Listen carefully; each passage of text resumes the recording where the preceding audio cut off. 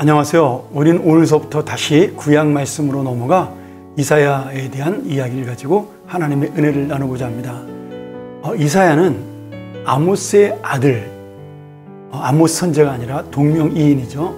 그 아들로 여호와는 구원이시다, 이런 뜻을 가지고 있습니다. BC 760년경에 예루살렘에서 태어난 선지자고 왕족으로 추정이 되고요. 자신의 아내였던 여호 선지자, 그리고 두 아들 수알야습과 마에살렐, 하스바스를 두었습니다. BC 739년에서 680년까지 남유다의 예루살렘을 중심으로 사역했고, 당시 북이스라엘은 아수르에게 이미 멸망을 당했고, 지금 남유다도 점점 국제적으로 어려워지는 정세 때 그가 이 사역을 감당하게 되죠. 좋은 왕이었던, 선한 왕이었던 우시야 왕이 죽던 해부터 시작해서 이 이사야는 요담, 아하스, 히스기야 왕에 걸쳐 사역을 하게 됩니다. 그리고 BC 701년에 그 유명한 아수르 왕 사느립의 예루살렘 침공을 히스기야 왕 때 겪게 되고, 그 뒤로 687년까지 활동하다가 자신의 손자뻘인 므낫세, 악한 왕 므낫세에게 톱으로 몸이 잘려 순교한 것으로 전해지는 그러한 하나님의 선지자입니다. 히브리서 11장 37절에 이 이사야의 이름은 나오지 않지만 톱으로 켜서 죽은 선지자가 바로 그를 가리킨다, 이렇게 볼 수가 있겠죠. 아버지 아모스는 아마샤 왕의 형제라고 그렇게 기록이 되어 있습니다. 만약 이것이 사실이면 우시야 왕과 이 이사야는 사촌 형제간이 되는 왕족이 되고, 또 요아스 왕의 손자가 되는 왕족이다, 이렇게 볼 수가 있는 것이죠. 그럼에도 므낫세라는 악한 왕은 자신의 할아버지 뻘인 이 이사야를 자기에게 반대하고 자신을 책망하는 말씀을 전했다고 해서 순교시키는 그런 악한 일을 저지르게 되죠. 결국 하나님께서는 이 므낫세의 죄악 때문에 남유다를 바벨론에게 멸망시키기로 결정을 하게 됩니다.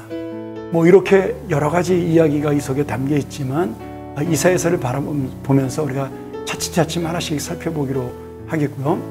이사야의 그 큰 사역이 네 가지의 사역으로 구분될 수가 있는데요. 시간상으로 첫 번째는 예언 활동을 시작할 때부터 아수르에 의해서 북이스라엘이 멸망하는 722년까지 BC 739년에서 720년을 첫 번째 사역 시기다, 이렇게 보죠.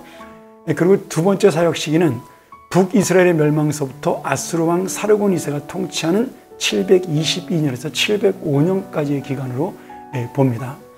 또 세 번째 3기 사역기는 사느립, 히스기야 왕 때 남유다를 침공했던 아수르의 사느립 왕의 그 침공을 전후로 하는 BC 701년 전후, 이렇게 보고, 마지막 사역 시기의 4기는 사느립 왕 침공 이후로부터 그의 말년에 이르는 680년까지, 701년에서 680년까지 우리가 네 단계로 이 이사야의 사역을 나눠볼 수가 있습니다. 이게 왜 중요하냐면 이사야 선지가 굉장히 오랫동안 사역을 한 만큼 그 당시에 굉장히 격변하고 급변되는 국제정세 속에서 이 이사야가 계속해서 하나님 말씀을 전하는 것을 볼 수가 있고요. 북이스라엘이 멸망하면서 남유다도 점점점 멸망의 길로 다가갈 때 어떻게든지 이 남유다가 하나님의 구원받은 남은 자가 되기를 원하는 이사야의 마음이 이 말씀 속에 가득 담겨 있기 때문에 그렇습니다. 당시 국제정세는 우리가 아모스서하고 호세아서도 똑같이 볼 수가 있는데요. 같은 시대이기 때문에 남유다의 우시야 왕과 북이스라엘의 여로보암 2세 때의 시기입니다. 양쪽 다 굉장히 국가적인 번영을 누리던 정말 잘 사는 시대였죠. 그런데 물질로는 잘 살았지만 남유다와 북이스라엘이 신앙과 도덕은 완전히 타락한 악한 시대였습니다. 그러다가 아수르의 디글랏 빌레셀 3세가 왕위에 오르면서 급박한 정세의 변화를 걷게 되죠. 이 디글랏 빌레셀 3세는 왕위에 오르면서 이 강해진 국력을 가지고 주변의 국가들을 정복하는 정책을 시작을 하게 됩니다.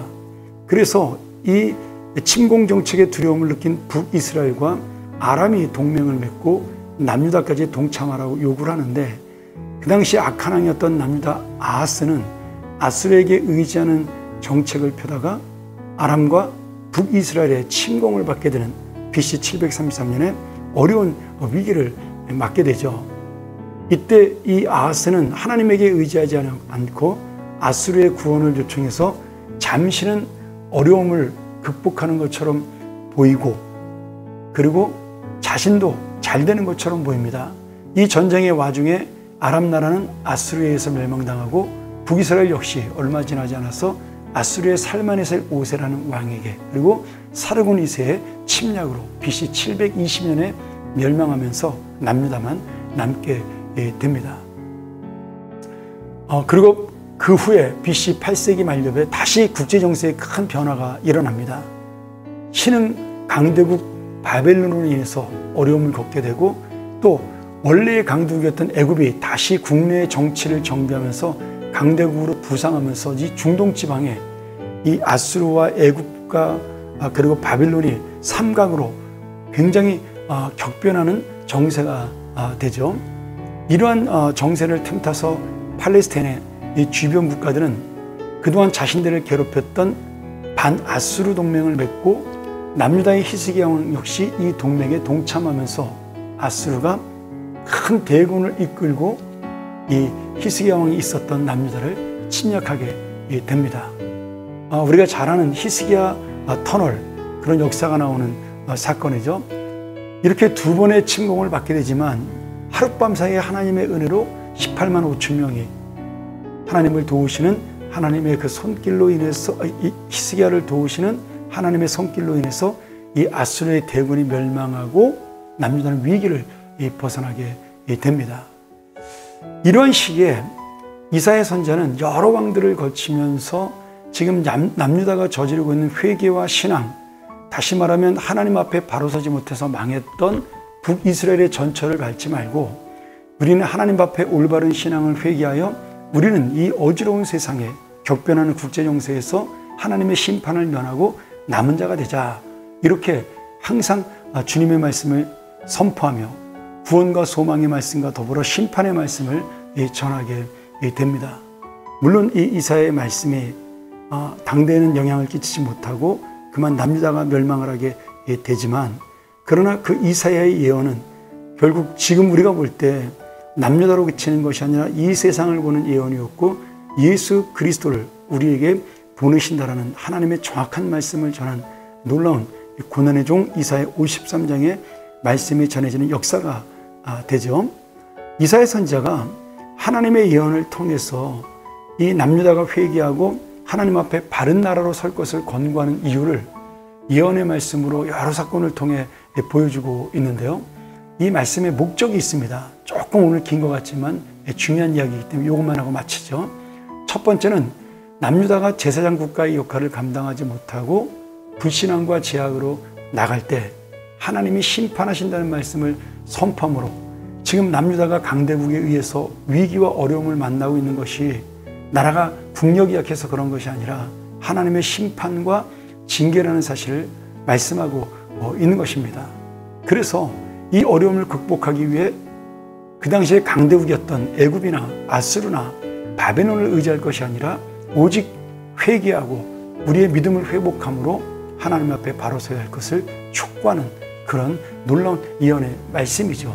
또 두 번째 목적이 있어요. 이 예언에 하나님께서 비록 남유다가 멸망하지만 끝까지 언약을 기억하셔서 그들을 70년 만에 포로 생활에서 돌아오게 하시고, 그 경건한 남은 자를 통해 하나님의 완전한 언약을 이루어주시며, 더 나아가 메시아 예수 그리스도를 통해 하나님의 사람들을 축복하겠다라는, 고난 중에도 믿음과 소망을 버리지 말라는 그런 소망의 말씀, 그리고 약속의 말씀이 이 속에 담겨져 있습니다. 이 사랑하는 여러분, 오늘 이 남은 자가 누구냐? 하나님 앞에 마지막에 구원받는 남은 자, 우리가 흔히 그루터기라는 말로도 사용하고 있는 말씀이죠. 오늘 남은 자는 이 이사야의 말씀대로 하나님 앞에 회개하여 진정으로 살아가는 자가 남은 자가 될 것입니다. 경제적으로 잘 살고 군사적으로 강대한 나라가 아니라 하나님 앞에 제사장 나라로 바로 서는 나라가 남은 나라가 될 것입니다. 오늘 이스라엘을 멸망시키고 남유다를 멸망시켰던 바벨론도 망하고 아수르도 망하고 다 망했습니다. 그러나 하나님의 말씀은 이루어졌고 하나님의 역사는 계속해서 하나님의 섭리 가운데 이루어져 가고 있는 것이죠. 그러니 오늘 우리가 이 말씀을 통해서 내가 무엇을 의지하고 살 것인가, 그리고 내가 믿음과 소망을 버리지 아니하고 주님의 말씀대로 살면 반드시 주님께서는 나를 남은 자의 축복으로 함께 하신다라고 믿습니다. 오늘 이사야서에서 말씀하시는 이 하나님의 열심, 남은 자를 세우시기 위한 하나님의 열심으로 우리가 다시 한번 소망의 사람으로, 그리고 소망의 나라로 설 것을 마음속에 결단하면서 오늘 주님의 열심으로 이루어지는 소망된 인생이 우리 가운데 함께하기를 간절히 축원하며 우리가 이 이사야의 말씀을 오늘서부터 같이 함께 은혜를 나누겠습니다. 함께 기도하겠습니다. 하나님 아버지, 우리가 이사야 선지자의 말씀을 바라보면서 다시 한번 우리가 어떻게 주님 앞에 서야 될지를 기억하고 정말 우리를 남은 자로 세워주실 그분이 누구인지를 알고 이 나라와 이 민족이 강대국이 아니라 하나님 의지하는 나라가 되고 하나님의 그 놀라운 말씀을 회복하여 순종하는 나라가 되게 하여 주시옵소서. 우리 개인의 인생도 세상의 것을 바라보는 것이 아니라 이 세상의 좋은 것, 강한 것이 아니라 하나님의 말씀과 은혜가 진정한 소망임을 깨닫는, 우리를 구원하시고 우리를 바로 세우시기 원하시는 하나님의 열심 앞에 순종하여 진정한 남은 자가 되기를 원하는 우리 모든 믿음의 사람들이 될 수 있도록 인도하여 주시옵소서. 예수님의 이름으로 간절히 기도합니다. 아멘.